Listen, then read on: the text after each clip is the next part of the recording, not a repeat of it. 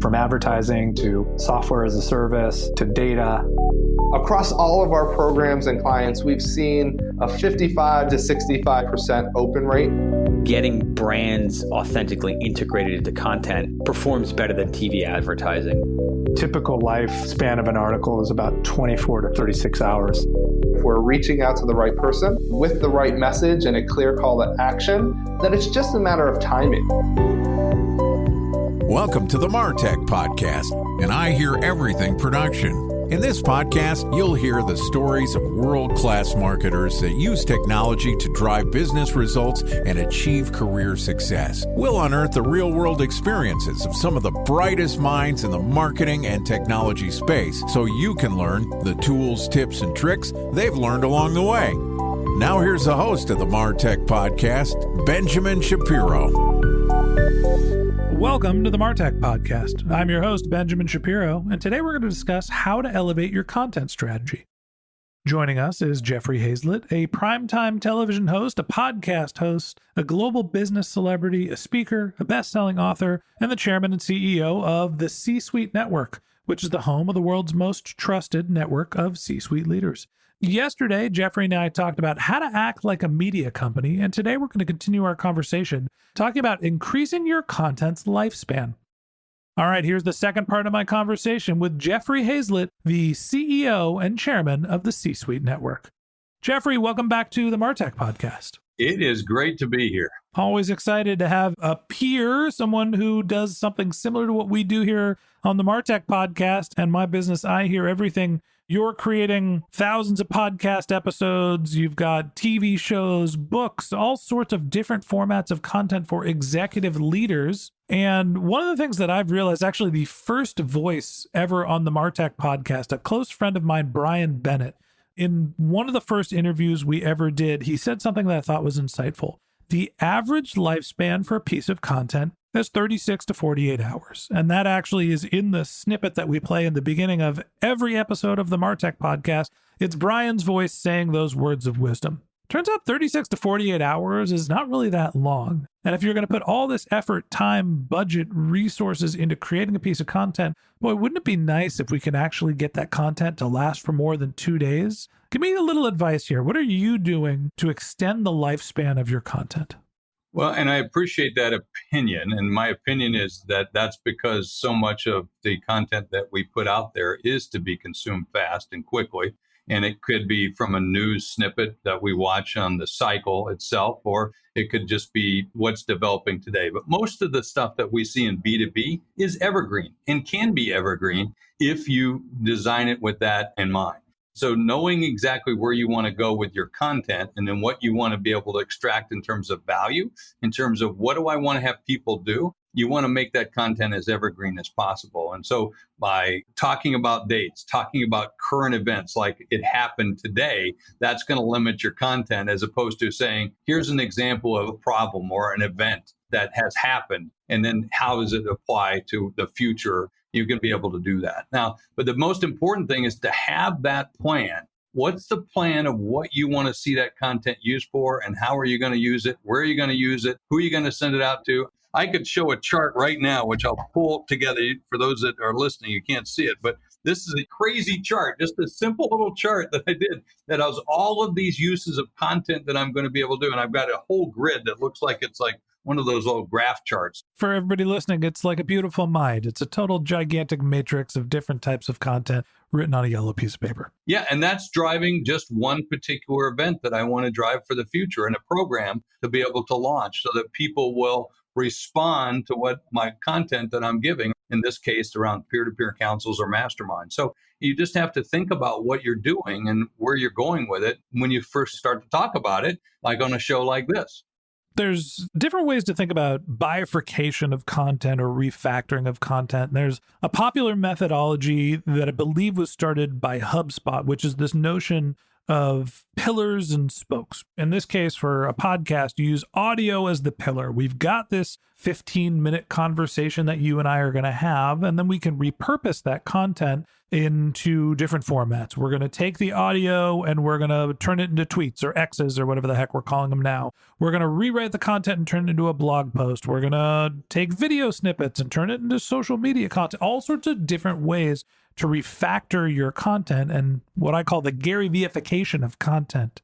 You're talking about going a different way where there's this sort of aggregation, it seems like, where you're taking content and putting it together into things like books, TV series, masterminds. How do you think about making short form content into something that is valuable in aggregate? Well, you could do compilations. Imagine being able to take not just your short form content, but short form of lots of others. I mean, we have people on our podcast network that produce 23 different shows themselves. One person has a series of legal shows that he does, and he might do an interview with somebody for 3 or 4 minutes and use that in different shows that he has and is producing to different audiences based on the content from that particular person. My show, which is All Business with Jeffrey Izzard on C-Suite Radio and C-Suite TV. I'm so used to saying that, I just have to get it out there, right? It just rolls right off the tongue. It does. But I do a video show that I've turned into a TV show. So this TV show, we've been able to monetize. It's on United Airlines, Apple, Roku, Amazon Fire. I now even put it out to 38 broadcast stations, and we repurpose that show every single week.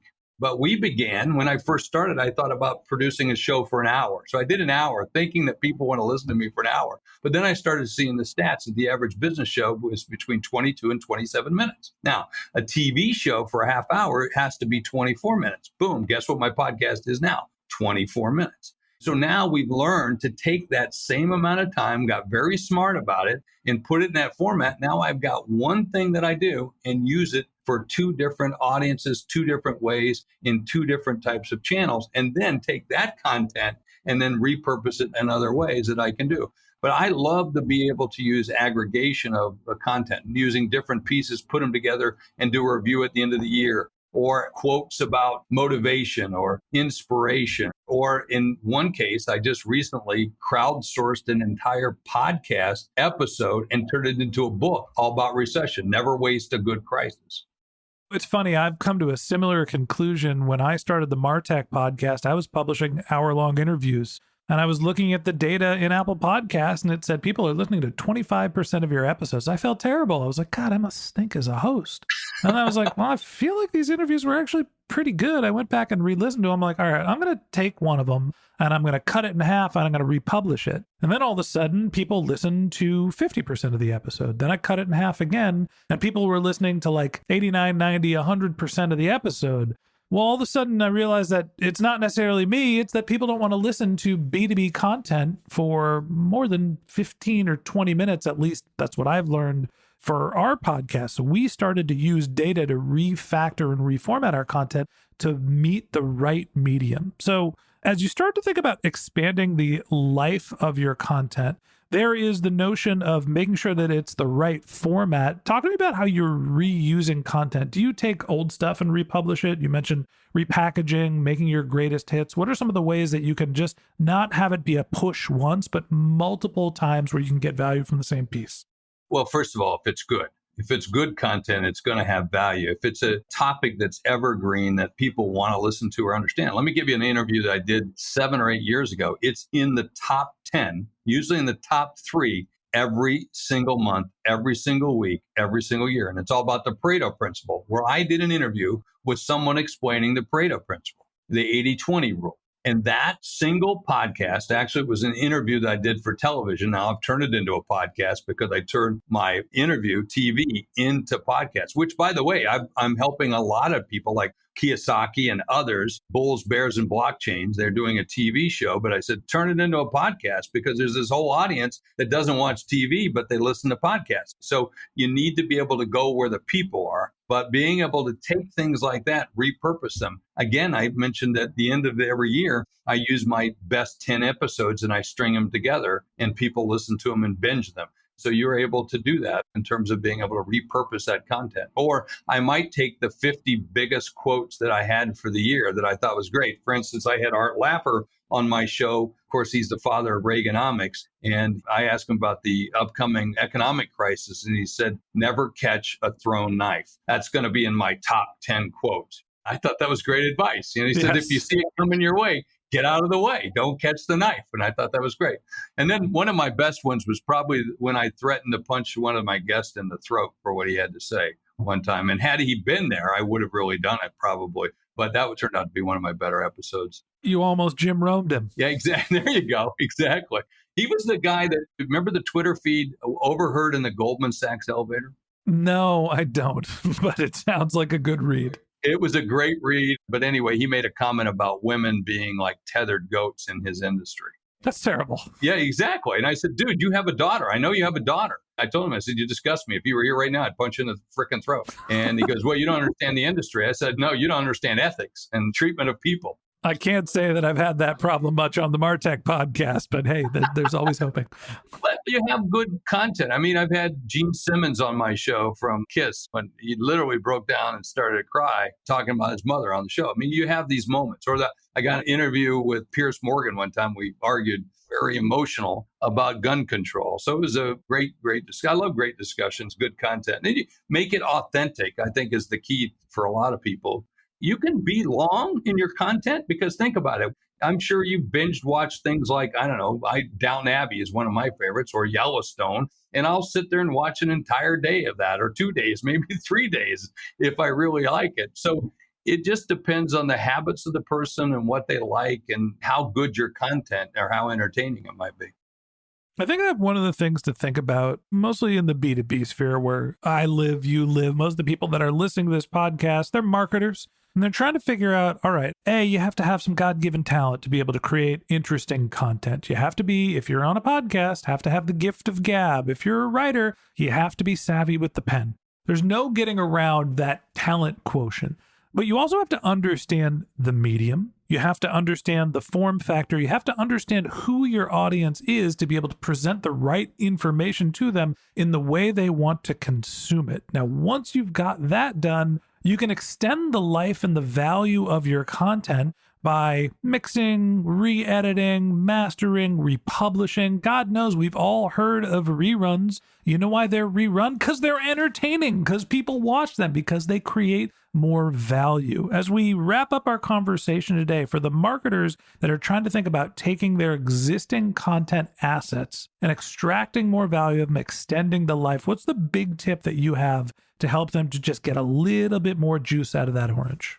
Don't think about it from what you like. Think about it from what your customer, the person that's receiving the content, likes. For instance, you might like Facebook, so you post on Facebook more often, yet they're TikTokers. So same thing holds on podcasts. Start to research the audience a little bit. Like, for instance, I'll give you one customer service show. I called him up and I said, do you know your number one downloads, where they're at? He goes, I have no idea. I said, 48% of your people consume you on an Apple Watch. An Apple Watch. He goes, that's amazing. I said, you know what that means? He goes, no. I said, check the time in which they're consuming it. It was all mostly in the morning. And they're, of course, doing it while they're working out. That was a great thing. So I said, start using that. I found out that my second largest audience that were listening to me were from India. Well, I used to say things like, I'm going to go for a big juicy steak after the show. Probably not the coolest thing to say to people from India.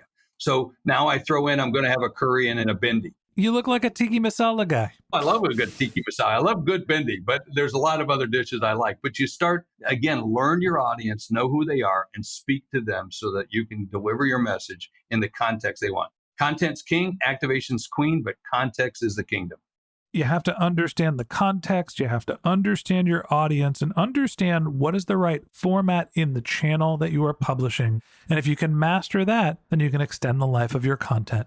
And that wraps up this episode of the Martech Podcast. Thanks for listening to my conversation with Jeffrey Hayzlett, the chairman and CEO of the C-Suite Network. If you'd like to get in touch with Jeffrey, you can find a link to his LinkedIn profile in our show notes. You can contact him on Twitter. His handle is Jeffrey Hayzlett. That's JEFFREYHAYZLETT. Or you can visit his company's website, which is hayzlett.com, HAYZLETT.com. Or you could visit csuitenetwork.com. That's c-suitenetwork.com. Just one more link in our show notes I'd like to tell you about. If you didn't have a chance to take notes while you were listening to this podcast, head over to martechpod.com, where we have summaries of all of our episodes and contact information for our guests. You can also subscribe to our weekly newsletter, and you can even apply to be our next guest speaker on the Martech podcast. Of course, you can always reach out on social media. Our handle is MartechPod, MarTechPod, on Twitter, Instagram, and Facebook, or you can contact me directly on LinkedIn. My handle is Ben J. Shap, BenJShap. And if you haven't subscribed yet and you want a daily stream of marketing and technology knowledge in your podcast feed, we're going to publish an episode every day this year. So hit the subscribe button in your podcast app, and we'll be back in your feed tomorrow morning. All right, that's it for today. But until next time, my advice is to just focus on keeping your customers happy.